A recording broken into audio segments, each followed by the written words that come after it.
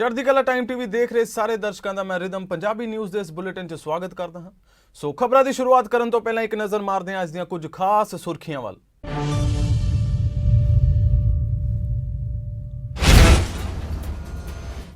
ਸੰਯੁਕਤ ਕਿਸਾਨ ਯੂਨੀਅਨ ਦੇ ਆਗੂਆਂ ਨੇ ਕੀਤੀ ਪ੍ਰੈਸ ਕਾਨਫਰੰਸ। ਕਿਸਾਨ ਜਥੇਬੰਦੀਆਂ ਵੱਲੋਂ 6 ਫਰਵਰੀ ਨੂੰ ਦੇਸ਼ ਭਰ 'ਚ ਚੱਕਾ ਜਾਮ ਦਾ ਐਲਾਨ।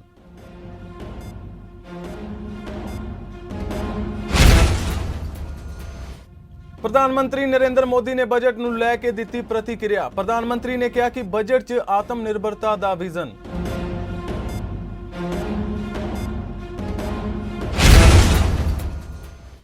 ਦਿੱਲੀ ਸਿੱਖ ਗੁਰਦੁਆਰਾ ਪ੍ਰਬੰਧਕ ਕਮੇਟੀ ਪ੍ਰਧਾਨ ਮਨਜਿੰਦਰ ਸਿੰਘ ਸਿਰਸਾ ਨੇ ਦਿੱਤਾ ਬਿਆਨ। ਕਿਹਾ ਪੁਲਿਸ ਦੀ ਗਿਰਫਤ 'ਚ ਆਏ ਕਿਸਾਨਾਂ ਦੇ ਕੇਸਾਂ ਦੀ ਪੈਰਵਾਈ ਕਰੇਗੀ ਦਿੱਲੀ ਕਮੇਟੀ।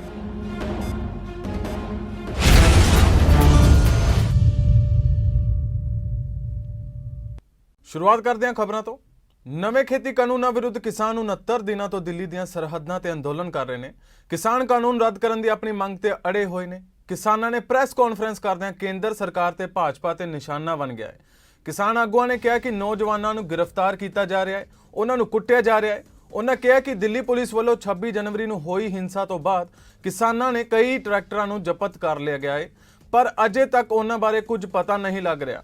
ਕਿਸਾਨ ਆਗੂਆਂ ਨੇ ਆਪਣੀ ਪ੍ਰੈਸ ਕਾਨਫਰੰਸ ਵਿੱਚ 6 ਫਰਵਰੀ ਨੂੰ ਚੱਕਾ ਜਾਮ ਕਰਨ ਦਾ ਐਲਾਨ ਕੀਤਾ ਹੈ। ਉਹਨਾਂ ਕਿਹਾ ਕਿ 6 ਫਰਵਰੀ ਨੂੰ ਦੇਸ਼ ਭਰ 'ਚ 12 ਤੋਂ 3 ਵਜੇ ਤੱਕ 3 ਘੰਟੇ ਲਈ ਚੱਕਾ ਜਾਮ ਹੋਵੇਗਾ।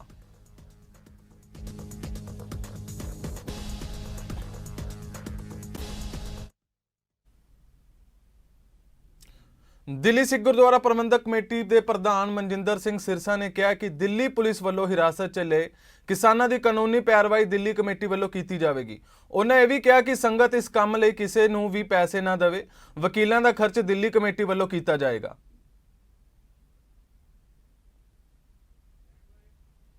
ਜਿਹੜੇ ਕਿਸਾਨ ਅੰਦੋਲਨ ਦੇ ਦੌਰਾਨ ਕੇਸ ਬਣੇ, ਬਹੁਤ ਸਾਰੇ ਨੌਜਵਾਨ ਔਰ ਹੋਰ ਵੀਰਾਂ ਦੇ ਉੱਤੇ ਮੁਕੱਦਮੇ ਦਰਜ ਕੀਤੇ ਗਏ, ਕਈ ਲੱਭ ਨਹੀਂ ਰਹੇ।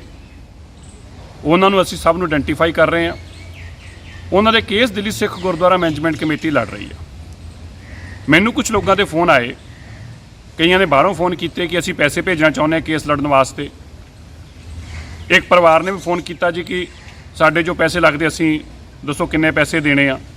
ਸੋ ਮੈਂ ਇੱਕ ਪਹਿਲੇ ਤੇ ਇਹ ਬੇਨਤੀ ਕਰਨਾ ਚਾਹੁੰਦਾ ਹਾਂ ਕਿ ਦਿੱਲੀ ਸਿੱਖ ਗੁਰਦੁਆਰਾ ਮੈਨੇਜਮੈਂਟ ਕਮੇਟੀ ਤੁਹਾਡੀ ਆਪਣੀ ਕਮੇਟੀ ਆ। ਜੋ ਵੀ ਇੱਥੇ ਵਕੀਲ ਹੋਣਗੇ ਦਿੱਲੀ ਸਿੱਖ ਗੁਰਦੁਆਰਾ ਮੈਨੇਜਮੈਂਟ ਕਮੇਟੀ ਉਹਨਾਂ ਨੂੰ ਪੇ ਕਰੂਗੀ। ਸਾਡੀ ਸਿਰ ਚਿੰਤਾ ਹੈ, ਸਾਡੀ ਸਿਰਦਰਦੀ ਹੈ। ਭਾਵੇਂ 10 ਲੱਖ ਦਾ ਵਕੀਲ ਵੀ ਖੜਾ ਕਰਨਾ ਪਊਗਾ, ਅਸੀਂ ਉਹ ਕਰਾਂਗੇ। ਸੋ ਮੇਰੀ ਹੱਥ ਬੰਨ੍ਹ ਕੇ ਬੇਨਤੀ ਆ, ਕੋਈ ਕਿਸੇ ਨੂੰ ਇਸ ਵਾਸਤੇ ਪੈਸੇ ਨਾ ਟਰਾਂਸਫਰ ਕਰੇ। ਕਿਸੇ ਪੈਸੇ ਦੀ ਇਸ ਕੰਮ ਵਾਸਤੇ ਲੋੜ ਨਹੀਂ ਹੈਗੀ। ਕਿਸੇ ਵੀ ਤਰ੍ਹਾਂ ਦੀ ਜੋ ਫੀਸ ਹੋਊਗੀ ਅਸੀਂ ਆਪ ਵਕੀਲਾਂ ਨੂੰ ਬੀਅਰ ਕਰਾਂਗੇ ਔਰ ਕਿਸੇ ਵੀ ਪਰਿਵਾਰ ਨੂੰ ਵੀ ਆਪਣਾ ਪੈਸਾ ਖਰਚ ਕਰਨ ਦੀ ਲੋੜ ਨਹੀਂ। ਖੇਤੀ ਕਾਨੂੰਨਾਂ ਦੇ ਹੱਕ 'ਚ ਟਰਾਈ ਸਿਟੀ ਚੰਡੀਗੜ੍ਹ, ਪੰਚਕੂਲਾ ਤੇ ਮੋਹਾਲੀ ਦੇ ਲੋਕਾਂ ਵਿੱਚ ਵੱਡੀ ਗਿਣਤੀ ਵਿੱਚ ਇਕੱਠੇ ਹੋ ਕੇ ਰੈਲੀ ਕੱਢੀ ਗਈ ਹੈ। ਰੈਲੀ ਸੈਕਟਰ 35 ਕਿਸਾਨ ਭਵਨ ਤੋਂ ਸ਼ੁਰੂ ਹੋ ਕੇ ਸੈਕਟਰ 17 ਪਲਾਜ਼ਾ ਵਿਖੇ ਸਮਾਪਤ ਹੋਈ, ਜਿਸ ਵਿੱਚ ਲੋਕਾਂ ਨੇ ਕਿਹਾ ਕਿ 26 ਜਨਵਰੀ ਤੋਂ ਬਾਅਦ ਇਹ ਦਰਸਾਇਆ ਜਾ ਰਿਹਾ ਹੈ ਕਿ ਕਿਸਾਨਾਂ ਨੇ ਤਿਰੰਗੇ ਦੀ ਬੇਇੱਜ਼ਤੀ ਕੀਤੀ ਹੈ, ਪਰ ਉਹ ਸਪਸ਼ਟ ਕਰਦੇ ਹਨ ਕਿ ਕਿਸਾਨਾਂ ਨੇ ਤਿਰੰਗੇ ਦਾ ਅਪਮਾਨ ਨਹੀਂ ਕੀਤਾ।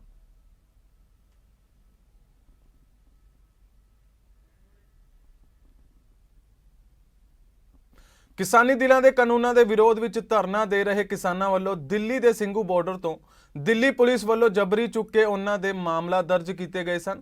ਉਹਨਾਂ ਵਿੱਚ ਫਤਿਹਗੜ੍ਹ ਸਾਹਿਬ ਜ਼ਿਲ੍ਹੇ ਨਾਲ ਸੰਬੰਧਿਤ ਪਿੰਡ ਕੋਟਲਾ ਜੱਟਾਂ ਦੇ 30 ਸਾਲਾ ਨੌਜਵਾਨ ਮਨਜਿੰਦਰ ਸਿੰਘ ਤੇ ਦਿੱਲੀ ਦੇ ਅਲੀਪੁਰ ਥਾਣੇ ਵਿੱਚ FIR ਦਰਜ ਕੀਤੀ ਗਈ ਹੈ ਤੇ ਉਸ ਨੂੰ ਤਿਹਾੜ ਜੇਲ੍ਹ 'ਚ ਭੇਜਿਆ ਗਿਆ ਹੈ। ਇਸ ਮਾਮਲੇ ਦੀ ਪੈਰਵਾਈ ਦਾ ਸਾਰਾ ਜ਼ਿੰਮਾ ਸ਼੍ਰੋਮਣੀ ਅਕਾਲੀ ਦਲ ਵੱਲੋਂ ਲਿਆ ਗਿਆ ਹੈ। ਇਸ ਸਬੰਧ ਵਿੱਚ ਨੌਜਵਾਨ ਮਨਜਿੰਦਰ ਸਿੰਘ ਦੇ ਪਿਤਾ ਬੇਅੰਤ ਸਿੰਘ ਸ਼੍ਰੋਮਣੀ ਅਕਾਲੀ ਦਲ ਵੱਲੋਂ ਕਿਸਾਨਾਂ ਤੇ ਝੂਠੇ ਕੇਸਾਂ ਨੂੰ ਰੱਦ ਕਰਨ ਸੰਬੰਧੀ ਬਣਾਈ ਗਈ ਕਮੇਟੀ ਦੇ ਮੈਂਬਰ ਐਡਵੋਕੇਟ ਅਮਰਦੀਪ ਸਿੰਘ ਧਾਰਨੀ ਨੂੰ ਮਿਲੇ, ਜਿਨ੍ਹਾਂ ਵੱਲੋਂ ਇਹ ਸਾਰਾ ਮਾਮਲਾ ਜ਼ਿਲ੍ਹਾ ਪੁਲਿਸ ਮੁਖੀ ਫਤਿਹਗੜ੍ਹ ਸਾਹਿਬ ਅਮਨਨੀਤ ਕੌਂਡਲ ਦੇ ਧਿਆਨ ਵਿੱਚ ਵੀ ਲਿਆਂਦਾ ਗਿਆ।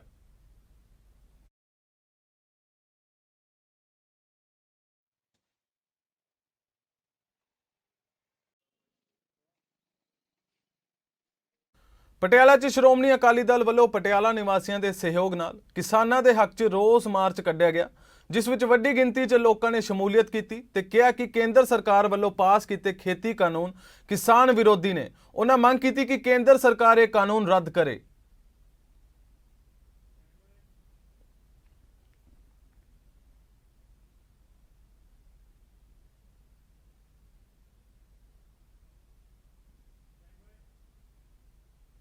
ਸ਼੍ਰੀ ਗੁਰੂ ਤੇਗ ਬਹਾਦਰ ਸਾਹਿਬ ਜੀ ਦੀ ਚਰਨ ਛੋਹ ਪ੍ਰਾਪਤ ਇਤਿਹਾਸਿਕ ਪਿੰਡ ਅਗੋਲ ਦੇ ਸਮੂਹ ਨਿਵਾਸੀਆਂ ਨੇ ਦਿੱਲੀ 'ਚ ਟਰੈਕਟਰ ਪਰੇਡ ਦੌਰਾਨ 26 ਜਨਵਰੀ ਦੇ ਘਟਨਾਕ੍ਰਮ ਤੋਂ ਬਾਅਦ ਇਕਜੁੱਟਤਾ ਦਿਖਾਉਂਦੇ ਹੋਏ ਵੱਡੇ ਫੈਸਲੇ ਲਏ ਨੇ।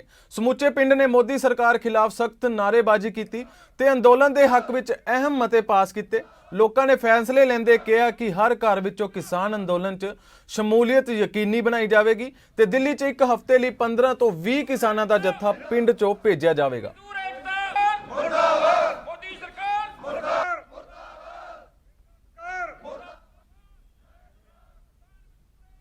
ਵਾਧਿਆਂ ਕੁਝ ਹੋਰ ਅਹਿਮ ਖਬਰਾਂ ਵੱਲ।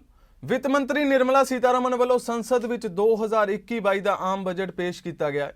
ਪ੍ਰਧਾਨ ਮੰਤਰੀ ਨਰਿੰਦਰ ਮੋਦੀ ਨੇ ਬਜਟ ਨੂੰ ਲੈ ਕੇ ਆਪਣੀ ਪ੍ਰਕਿਰਿਆ ਦਿੰਦੇ ਹੋਏ ਕਿਹਾ ਕਿ ਇਹ ਬਜਟ ਆਤਮ ਨਿਰਭਰਤਾ ਦਾ ਵਿਜ਼ਨ ਹੈ। ਇਸ ਬਜਟ ਦੇ ਦਿਲ ਵਿੱਚ ਪਿੰਡ ਤੇ ਕਿਸਾਨ ਨੇ, ਜਿਸ ਤੋਂ ਖੇਤੀ ਖੇਤਰ ਹੋਰ ਮਜ਼ਬੂਤ ਹੋਵੇਗਾ। ਕਿਸਾਨਾਂ ਦੀ ਆਮਦਨ ਨੂੰ ਵਧਾਉਣ ਤੇ ਵੀ ਜ਼ੋਰ ਦਿੱਤਾ ਗਿਆ ਹੈ। ਉਹਨਾਂ ਕਿਹਾ ਕਿ ਮੰਡੀਆਂ ਨੂੰ ਵਧੇਰੇ ਆਜ਼ਾਦ ਕਰਨ ਦੀ ਵੀ ਵਿਵਸਥਾ ਹੈ। ਇਹ ਬਜਟ ਨਵੇਂ ਭਾਰਤ ਤੇ ਆਤਮ ਵਿਸ਼ਵਾਸ ਨੂੰ ਉਜਾਗਰ ਕਰਨ ਵਾਲਾ ਬਜਟ ਹੈ। ਬਜਟ ਦੇਸ਼ 'ਚ ਨਵੇਂ ਸੁਧਾਰਾਂ ਲਈ ਹੈ। ਬਜਟ ਤੋਂ ਕਰੋਨਾ ਦੀਆਂ ਚੁਣੌਤੀਆਂ ਨਾਲ ਲੜਨ 'ਚ ਮਦਦ ਮਿਲੇਗੀ। ਆਮ ਲੋਕਾਂ ਦਾ ਜੀਵਨ ਪੱਧਰ 'ਚ ਸੁਧਾਰ ਹੋਵੇਗਾ। ਉਹਨਾਂ ਵਿੱਤ ਮੰਤਰੀ ਨਿਰਮਲਾ ਸੀਤਾਰਮਨ ਅਤੇ ਉਹਨਾਂ ਦੀ ਟੀਮ ਨੂੰ ਵਧਾਈ ਦਿੱਤੀ। ਉਧਰ ਰੱਖਿਆ ਮੰਤਰੀ ਰਾਜਨਾਥ ਸਿੰਘ ਨੇ ਕੇਂਦਰੀ ਵਿੱਤ ਮੰਤਰੀ ਨਿਰਮਲਾ ਸੀਤਾਰਮਨ ਵੱਲੋਂ ਸੰਸਦ 'ਚ ਪੇਸ਼ ਕੀਤੇ ਗਏ ਆਮ ਬਜਟ ਦੀ ਸ਼ਲਾਘਾ ਕੀਤੀ ਹੈ। ਰਾਜਨਾਥ ਨੇ ਕਿਹਾ ਕਿ ਇਹ ਆਤਮ ਨਿਰਭਰ ਭਾਰਤ ਲਈ ਹੈ ਅਤੇ ਇਸ ਨਾਲ ਆਰਥਿਕ ਵਿਵਸਥਾ ਨੂੰ ਮਜ਼ਬੂਤੀ ਮਿਲੇਗੀ।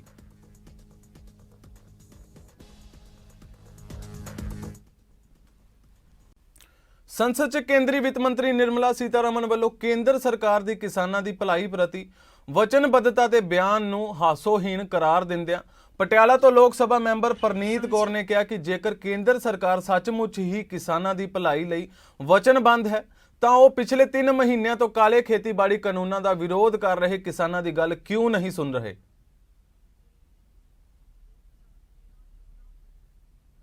ਅੱਜ ਸੰਸਦ ਦੇ ਵਿੱਚ ਵਿੱਤ ਮੰਤਰੀ ਜੀ ਨੇ 2021 ਦਾ ਬਜਟ ਪੇਸ਼ ਕੀਤਾ।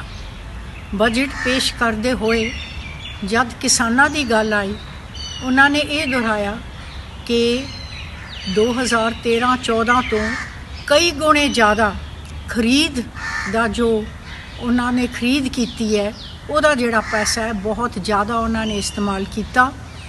ਜਦੋਂ ਉਹਨਾਂ ਨੇ ਕਣਕ, ਜੀਰੀ ਔਰ ਦਾਲਾਂ ਵਗੈਰਾ ਖਰੀਦੀਆਂ, ਇਹ ਸਾਬਤ ਕਰਨ ਲਈ ਕਿ ਉਹ ਕਿਸਾਨਾਂ ਦੇ ਕਿੰਨੇ ਫਾਇਦੇ ਦੀ ਗੱਲ ਕਰ ਰਹੇ ਨੇ।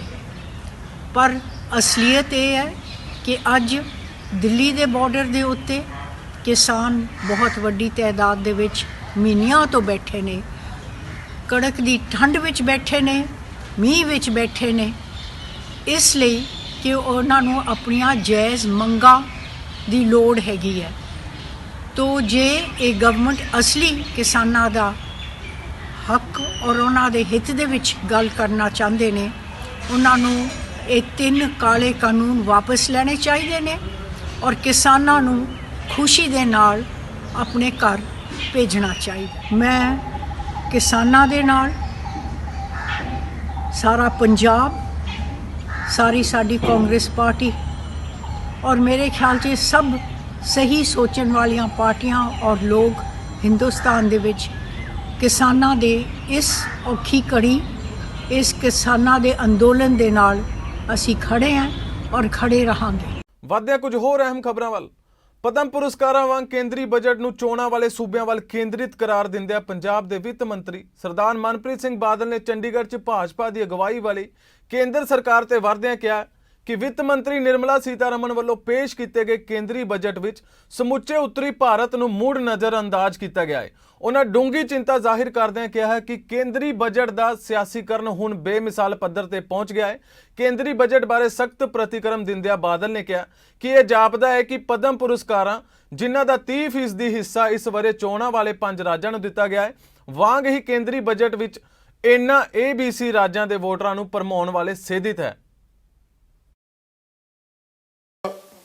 ਪੰਜਾਬ ਖਾਸ ਕਰਕੇ ਸਾਡੀ ਇਹ ਤਵੱਕੋ ਸੀ, ਅਸੀਂ ਇਹ ਆਸ ਕਰ ਰਹੇ ਸੀ ਕਿ ਇਹ agriculture, B banking, C Covid ਤੇ D ਡਿਫੈਂਸ, ਕਿਉਂਕਿ ਪੰਜਾਬ ਦੇ ਜਿਹੜੇ ਬੱਚੇ ਹੈ ਉਹਨਾਂ ਦੀ ਅਕਸਰੀਅਤ ਜਿਹੜੀ ਹੈ ਡਿਫੈਂਸ ਦੇ ਵਿੱਚ ਵੀ ਹੈ।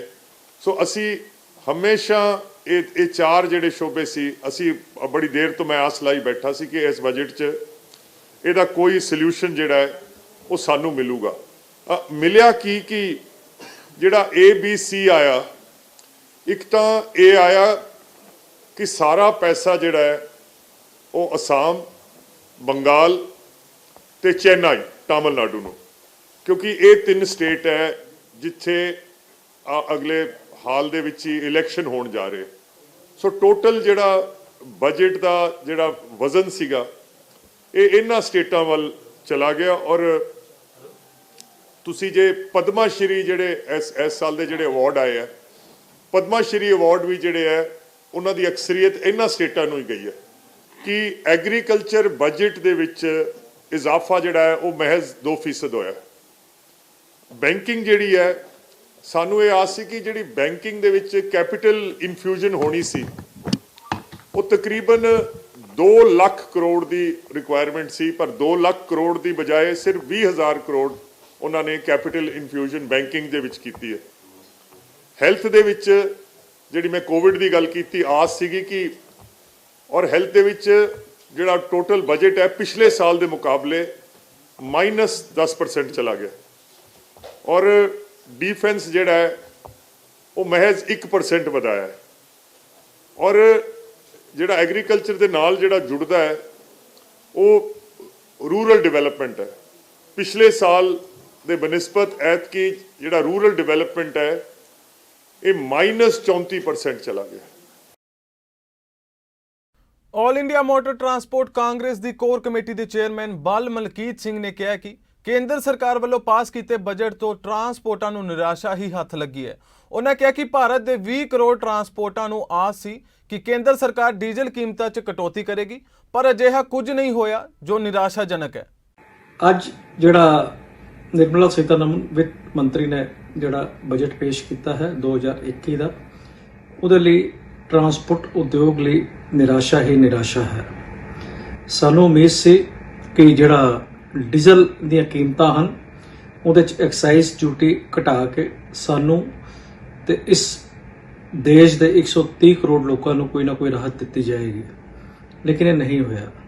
ਸਾਡੀਆਂ ਪੁਰਾਣੀਆਂ ਮੰਗਾਂ TDS ਦੇ ਬਾਰੇ, 44AE ਪ੍ਰਸੈਂਪਟਿਵ ਟੈਕਸ ਦੇ ਬਾਰੇ, ਉਹਦੇ ਤੇ ਵੀ ਕੋਈ ਗੌਰ ਨਹੀਂ ਕੀਤਾ ਗਿਆ। ਨਾ ਹੀ ਸਾਨੂੰ ਇੰਡਸਟਰੀ ਦਾ ਦਰਜਾ ਦਿੱਤਾ ਗਿਆ। ਇਤਿਹਾਸ ਵਿੱਚ ਪਹਿਲੀ ਵਾਰ ਟਰਾਂਸਪੋਰਟ ਦੇ ਜੁੜੇ ਹੋਏ ਨਾਲ ਕੋਈ ਸਕ੍ਰੈਪੇਜ ਪਾਲਿਸੀ ਲਿਆਂਦੀ ਗਈ, ਲੇਕਿਨ ਸਾਡੇ ਨਾਲ ਕੋਈ ਚਰਚਾ ਨਹੀਂ ਕੀਤੀ ਗਈ, ਸਟੇਕ ਹੋਲਡਰ ਨਾਲ ਕੋਈ ਚਰਚਾ ਨਹੀਂ ਹੋਈ। ਇਹ ਇਦਾਂ ਹੀ ਕੀਤਾ ਗਿਆ, ਬਿਨਾਂ ਸੋਚੇ ਸਮਝੇ ਇਹ ਪਾਲਿਸੀ ਲਿਆਂਦੀ ਗਈ ਹੈ ਜਿਹੜੀ ਕਿ ਕਮਰਸ਼ੀਅਲ ਵਹੀਕਲ ਮੈਨੂਫੈਕਚਰ ਨੂੰ ਲਾਭ ਦੇਗੀ ਤੇ ਛੋਟੇ ਆਪਰੇਟਰ ਜਿਹੜੇ ਕਿ ਰੂਰਲ ਏਰੀਆ 'ਚ ਕੰਮ ਕਰਦੇ ਹਨ ਉਹਨਾਂ ਦੇ ਲਾਈਵਲੀਹੁੱਡ ਨੂੰ ਖਤਮ ਕਰੇਗੀ। ਤੇ ਅੱਜ ਵੀ ਉਹ ਪਾਲਿਸੀ ਕੀ ਹੈਗੀ ਹੈ ਕੋਈ ਪਬਲਿਕ ਡੋਮੇਨ ਤੇ ਨਹੀਂ ਹੈਗੀ ਤੇ ਸਾਨੂੰ ਇਹਦੇ ਬਾਰੇ ਬੜਾ ਰੋਸ ਹੈ, ਬੜੀ ਨਿਰਾਸ਼ਾ ਹੈ। ਜਲਦੀ ਸਾਡੀ ਗਵਰਨਿੰਗ ਕੌਂਸਲ ਦੀ ਮੀਟਿੰਗ ਹੋਏਗੀ ਤੇ ਇਸ ਦੇ ਵਿਰੋਧ ਵਿੱਚ ਜੋ ਵੀ ਤੇ ਇੱਕ ਵਾਰ ਫਿਰ ਕਿ ਯੂਨੀਅਨ ਬਜਟ 2021 ਤੋਂ ਟਰਾਂਸਪੋਰਟ ਉਦਯੋਗ ਨੂੰ ਕੁਝ ਹਾਸਲ ਨਹੀਂ ਹੋਇਆ ਬਲਕਿ ਨਿਰਾਸ਼ ਹੈ। Bal Malkit Singh, chairman core committee, all India motor transport congress. Jalandhar 'ਚ ਸ਼੍ਰੋਮਣੀ ਅਕਾਲੀ ਦਲ ਦੇ ਯੂਥ ਵਿੰਗ ਵੱਲੋਂ ਦਿੱਲੀ ਵਿਖੇ ਹੋਏ ਕਿਸਾਨਾਂ ਉੱਤੇ ਤਸ਼ੱਦਦ ਦੇ ਖਿਲਾਫ ਪ੍ਰਦਰਸ਼ਨ ਕੀਤਾ ਗਿਆ। ਅਕਾਲੀ ਆਗੂਆਂ ਦਾ ਕਹਿਣਾ ਹੈ ਕਿ ਦਿੱਲੀ ਪੁਲਿਸ ਨੇ ਸਿੱਖਾਂ ਦੀਆਂ ਪੱਗਾਂ ਨੂੰ ਹੱਥ ਪਾਇਆ ਹੈ ਤੇ ਗੁਰੂ ਸਾਹਿਬ ਵੱਲੋਂ ਭੇਟ ਕੀਤੇ ਗਏ ਸਿੱਖੀ ਕਕਾਰਾਂ ਦੀ ਬੇਅਦਬੀ ਕੀਤੀ ਹੈ ਤੇ ਉਹਨਾਂ ਇਹ ਤਸ਼ੱਦਦ ਢਾਇਆ ਹੈ, ਜਿਸ ਦਾ ਵਿਰੋਧ ਕਰਦੇ ਹੋਏ ਉਹਨਾਂ ਨੇ ਇੱਕ ਮੰਗ ਪੱਤਰ ਡਿਪਟੀ ਕਮਿਸ਼ਨਰ ਨੂੰ ਦਿੱਤਾ ਹੈ, ਜਿਸ ਵਿੱਚ ਉਹਨਾਂ ਨੇ ਮੰਗ ਰੱਖੀ ਹੈ ਕਿ ਇਸ ਤਸ਼ੱਦਦ ਕਰਕੇ ਦਿੱਲੀ ਪੁਲਿਸ ਉੱਤੇ ਕਾਰਵਾਈ ਕੀਤੀ ਜਾਵੇ ਤੇ ਉਹਨਾਂ ਪੁਲਿਸ ਮੁਲਾਜ਼ਮਾਂ ਨੂੰ ਬਰਖਾਸਤ ਕੀਤਾ ਜਾਵੇ ਜਿਨ੍ਹਾਂ ਨੇ ਇਹ ਤਸ਼ੱਦਦ ਢਾਇਆ ਹੈ।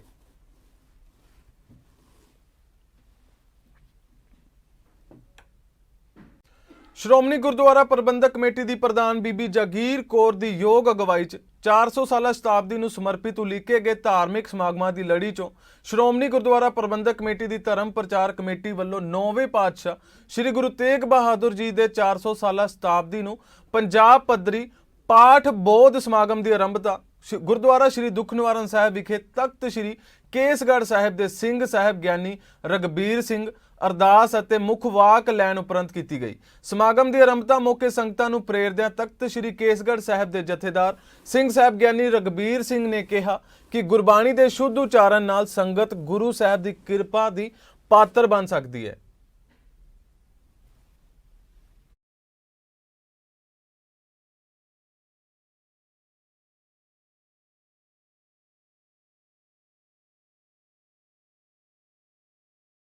ਕਰਤਾਰਪੁਰ ਨੇੜੇ ਹਮੀਰਾ ਫੈਕਟਰੀ ਵਿੱਚ ਇੱਕ ਗਰਮ ਸਟੀਵ 'ਚ ਝੁਲਸਣ ਨਾਲ ਇੱਕ ਨੌਜਵਾਨ ਜ਼ਖਮੀ ਹੋ ਗਿਆ ਹੈ, ਜਿਸ ਨੂੰ ਇਲਾਜ ਲਈ ਹਸਪਤਾਲ 'ਚ ਭਰਤੀ ਕਰਵਾਇਆ ਗਿਆ ਹੈ।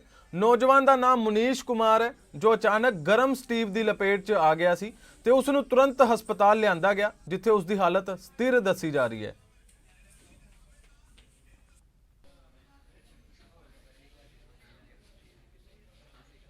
ਉਧਰ ਅੰਮ੍ਰਿਤਸਰ ਵਿੱਚ ਚੋਰੀ ਦੀਆਂ ਵਾਰਦਾਤਾਂ ਵੱਧਦੀਆਂ ਜਾ ਰਹੀਆਂ ਨੇ। ਅੰਮ੍ਰਿਤਸਰ 'ਚ ਚੋਰਾਂ ਨੇ ਸ਼ਟਰ ਤੋੜ ਕੇ ਕੁਝ ਦੁਕਾਨਾਂ 'ਚ ਚੋਰੀ ਦੀ ਵਾਰਦਾਤ ਨੂੰ ਅੰਜਾਮ ਦਿੱਤਾ ਹੈ। ਇਹ ਘਟਨਾ ਸੀਸੀਟੀਵੀ ਕੈਮਰੇ 'ਚ ਕੈਦ ਹੋ ਗਈ ਸੀ। ਪੁਲਿਸ ਨੇ ਸੀਸੀਟੀਵੀ ਫੁਟੇਜ ਦੇ ਆਧਾਰ ਤੇ ਕਾਰਵਾਈ ਸ਼ੁਰੂ ਕਰ ਦਿੱਤੀ ਹੈ।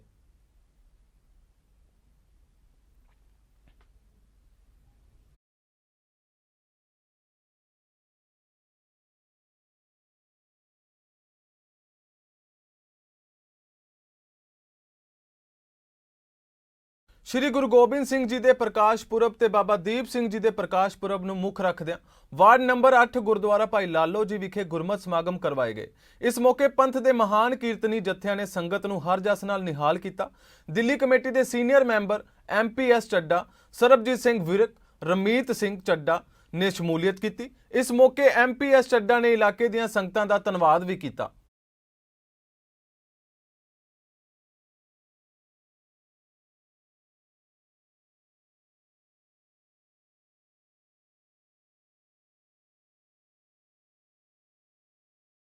ਅੱਜ ਮੈਂ ਵਾਰਡ ਨੰਬਰ 8 ਦੀ ਤਰਫੋਂ ਸਾਹਿਬੇ ਕਮਾਲ ਗੁਰੂ ਗੋਬਿੰਦ ਸਿੰਘ ਜੀ ਦਾ ਅਸੀਂ ਜਨਮ ਦਿਹਾੜਾ ਮਨਾ ਰਹੇ ਹਾਂ ਗੁਰਦੁਆਰਾ ਭਾਈ ਲਾਲੋ ਵਿੱਚ, ਜਿਸ ਵਿੱਚ ਉਚੇਚੇ ਤੌਰ ਤੇ ਭਾਈ ਮਨਿੰਦਰ ਸਿੰਘ ਜੀ ਤੇ ਭਾਈ ਅਮਨਦੀਪ ਸਿੰਘ ਜੀ ਮਾਤਾ ਕੋਲਾ ਉਹਨਾਂ ਨੇ ਸੰਗਤ ਦੇ ਦਰਸ਼ਨ ਕੀਤੇ ਨੇ ਕੀਰਤਨ ਰਾਹੀਂ।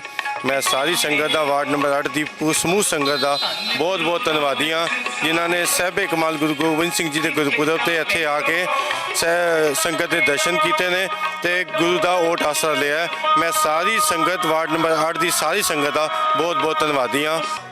ਅੱਜ ਭਾਈ ਲਾਲੋ ਗੁਰਦੁਆਰਾ ਸਾਹਿਬ ਦੀਆਂ ਸਾਰੀਆਂ ਹੀ ਸੰਗਤਾਂ ਸਰਬੰਸ ਦਾਨੀ ਅੰਮ੍ਰਿਤ ਦੇ ਦਾਤੇ ਸ਼ਾਹੇ ਸ਼ਹਿਨਸ਼ਾਹ ਬਾਦਸ਼ਾਹ ਦਰਵੇਸ਼ ਗੁਰੂ ਗੋਬਿੰਦ ਸਿੰਘ ਜੀ ਦਾ ਆਗਮਨ ਪੁਰਬ ਮਨਾ ਰਹੇ ਹਾਂ।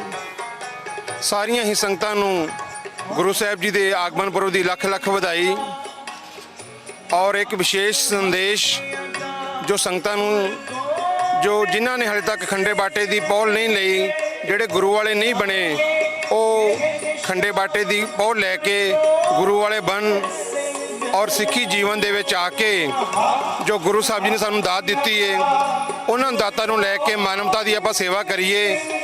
ਜਿਵੇਂ ਸਾਰੀ ਸੰਗਤ ਦਿੱਲੀ ਕਮੇਟੀ ਦਿੱਲੀ ਗੁਰਦੁਆਰਾ ਸਾਹਿਬ ਆਪਾਂ ਕਰੋਨਾ ਦੇ ਵਿੱਚ ਜਿਵੇਂ ਸੰਗਤਾਂ ਦੀ ਸੇਵਾ ਕਰ ਰਹੇ ਹਾਂ ਔਰ ਕਿਸਾਨਾਂ ਦੀ ਹੁਣ ਸੇਵਾ ਲੰਗਰਾਂ ਨਾਲ ਕਰ ਰਹੇ ਹਾਂ, ਇਸ ਤਰ੍ਹਾਂ ਹੀ ਗੁਰੂ ਸਾਹਿਬ ਸਾਨੂੰ ਮਾਨਵਤਾ ਦੀ ਸੇਵਾ ਕਰਨ ਦਾ ਬਲ ਤੇ ਬੁੱਧ ਬਖਸ਼ਣ। ਅੱਜ ਦਾ ਪ੍ਰੋਗਰਾਮ ਜੀ ਗੁਰੂ ਗੋਬਿੰਦ ਸਿੰਘ ਮਹਾਰਾਜ ਦੇ ਸਾਡੇ ਦਸ਼ਮ ਗੁਰੂ ਤੇ ਨਾਲੇ ਬਾਬਾ ਦੀਪ ਸਿੰਘ ਜੀ ਦੇ ਆਗਮਨ ਦੀ ਦਿਵਸ ਵਾਸਤੇ ਅੱਜ ਦਾ ਪ੍ਰੋਗਰਾਮ ਮਨਾਇਆ ਗਿਆ ਹੈ ਤੇ ਉਹਨੂੰ ਬਹੁਤ ਹੀ ਮਤਲਬ ਵੱਡੇ ਪੱਧਰ ਤੇ ਮਨਾ ਰਹੇ ਆ ਤੇ MPS ਚੱਡਾ ਜੀ ਆਏ ਨੇ, ਨਾਲੇ ਹੋਰ ਮੈਂਬਰ ਸਿਰਸਾ ਸਾਹਿਬ, ਕਾਲਕਾ ਜੀ, ਹੋਰ ਮੈਂਬਰ ਵੀ ਪਹੁੰਚ ਰਹੇ ਨੇ ਤੇ ਤਿਰਲੋਚਨ ਸਿੰਘ ਜੀ ਚਿਤਕਾਰਾ ਜੀ ਵੀ ਸਾਡੇ ਨਾਲ ਨੇ, ਵਿਰਕ ਜੀ ਆਏ ਨੇ, ਵਿਕਰਮਜੀਤ ਸਿੰਘ ਜੀ ਆਏ ਨੇ, ਕਾਫੀ ਮੈਂਬਰ ਸਾਡੇ ਇੱਥੇ ਪਹੁੰਚ ਚੁੱਕੇ ਗੁਰਦੁਆਰਾ ਪ੍ਰਬੰਧਕ ਕਮੇਟੀ ਦੇ ਤੇ ਹੋਰ ਮੈਂਬਰ ਵੀ ਆ ਰਹੇ ਨੇ ਤੇ ਗੁਰੂ ਦਾ ਲੰਗਰ ਵੀ ਅਟੂਟ ਵਰਤ ਰਿਹਾ ਹੈ, ਸ਼ੁਰੂ ਹੋ ਰਿਹਾ ਗੁਰੂ ਦਾ ਲੰਗਰ। ਬਾਬਾ ਅਮਰਨੀਤ ਸਿੰਘ ਜੀ ਜਿਹੜੇ ਮਾਤਾ ਕੋਲਾ ਜੀ ਤੋਂ ਆਏ ਨੇ ਉਹ ਵੀ ਕੀਰਤਨ ਕਰ ਰਹੇ ਨੇ ਤੇ ਬਹੁਤ ਮਤਲਬ ਆਪਣੀ ਤਰਫੋਂ ਵਾਹਿਗੁਰੂ ਗੁਰੂ ਨਾਨਕ ਸਾਹਿਬ ਦੀ ਤਰਫੋਂ ਬੜਾ ਅੱਛਾ ਪ੍ਰੋਗਰਾਮ ਹੋ ਰਿਹਾ ਹੈ। ਅੱਜ ਅਸੀਂ ਗੁਰਦੁਆਰਾ ਸਾਹਿਬ ਭਾਈ ਲਾਲੋ ਧੰਨ ਗੁਰੂ ਗੋਬਿੰਦ ਸਿੰਘ ਜੀ ਦਾ ਪ੍ਰਕਾਸ਼ ਉਤਸਵ ਮਨਾ ਰਹੇ ਹਾਂ। ਨਾਲ ਹੀ ਅੱਜ ਪ੍ਰਕਾਸ਼ ਉਤਸਵ ਹੈ ਬਾਬਾ ਦੀਪ ਸਿੰਘ ਜੀ ਦਾ। ਅੱਜ ਦਾ ਸਾਰਾ ਪ੍ਰੋਗਰਾਮ ਇੱਥੋਂ ਦੀ ਲੋਕਲ ਸੰਗਤ ਨੇ ਮੈਨੇਜ ਕੀਤਾ ਹੈ, ਜਿਹਦੇ 'ਚ ਮੈਂ ਜਿਹੜੇ ਮੇਨ ਆਗੂ ਹਨ ਉਹਨਾਂ ਨੂੰ ਮੁਬਾਰਕਬਾਦ ਦਿੰਦਾ ਹਾਂ।